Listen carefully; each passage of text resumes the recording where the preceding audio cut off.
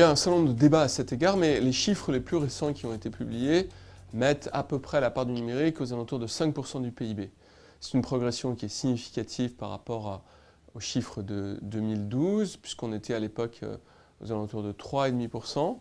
Pour autant, c'est un retard à la fois par rapport à la moyenne européenne et surtout par rapport à nos voisins anglo-saxons, britanniques, qui sont à 10% de PIB. Une part qui, à mon sens, reflète plus une économie qui a réellement pris un angle digital fort et qui est propre à celle du XXIe siècle. Alors pour les entreprises, la transformation digitale, c'est évidemment un enjeu essentiel. Elle a de nombreux axes, des axes de formation, des axes technologiques, des axes de modèles de management. Je crois que lorsque je parle aux PME, ce que j'aime bien dire, c'est qu'ils peuvent bénéficier de gains de productivité avec le cloud qui sont évidents.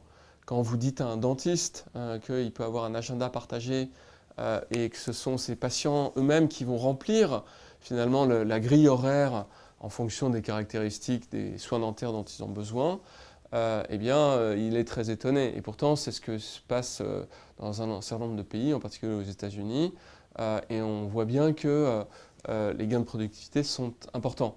Donc ça, c'est un exemple. Si je parle à une grande entreprise, je lui parlerai plus de modèles de management et de modèles de management de l'innovation en particulier. Mais on voit bien que les entreprises qui ont fait leur transition digitale, petites ou grandes, arrivent à avoir des gains de productivité qui sont très significatifs et qui leur permettent réellement de transitionner vers cette nouvelle forme d'économie. Il y a évidemment des réticences, des freins à cet égard, notamment le fait qu'on a une difficulté à percevoir quel sera le retour sur investissement. Dans la mesure où on rentre dans une ère totalement nouvelle, le fait de pouvoir appréhender et prévoir quels pourraient être les retours sur investissement est essentiel et c'est extrêmement difficile. Le digital, c'est avant tout de nouveaux modèles d'affaires et qui dit nouveaux modèles d'affaires dit difficulté à percevoir quelle pourra être l'entreprise, la forme de l'entreprise de demain et donc le retour sur investissement. Un des problèmes que l'on rencontre en matière de transformation digitale, c'est d'arriver à avoir un discours qui soit approprié à chaque cible.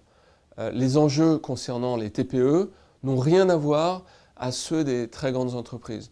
Les grandes entreprises sont exposées à des ruptures de business model, alors que les TPE sont souvent exposées à des gains de productivité. L'exemple que j'ai donné à l'égard du dentiste est un bon exemple, c'est une amélioration. Tandis qu'une grande entreprise sera amenée à avoir une rupture totale de business model, passer d'une logique de production à une logique d'abonnement et de service dans beaucoup de cas.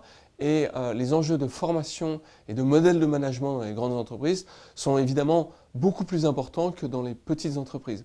Donc il faut être capable de ciseler finalement des modules de formation que l'on peut amener aux entreprises en fonction de leurs caractéristiques de modèle d'affaires mais aussi de taille et c'est évidemment difficile. Pour les banques, l'enjeu de la transformation digitale est évidemment crucial.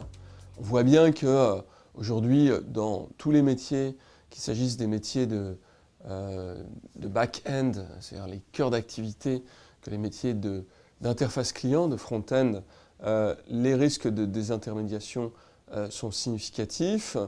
Dans les métiers de l'assurance comme dans les métiers financiers, on voit bien qu'il y a des changements qui sont importants. Donc la capacité à être capable de rentrer dans un modèle d'innovation disruptif est important.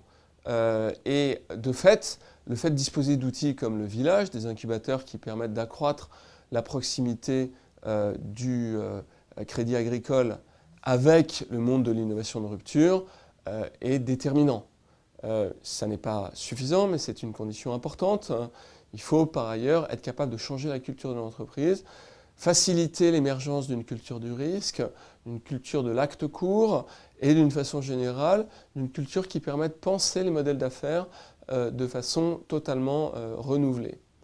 Enfin, l'enjeu, c'est un enjeu de compétences et de capital humain et il faut réussir à recruter des collaborateurs qui ont de façon intrinsèque un vernis digital une appréhension des enjeux du digital qui soit beaucoup plus important que leurs aînés ne l'avaient.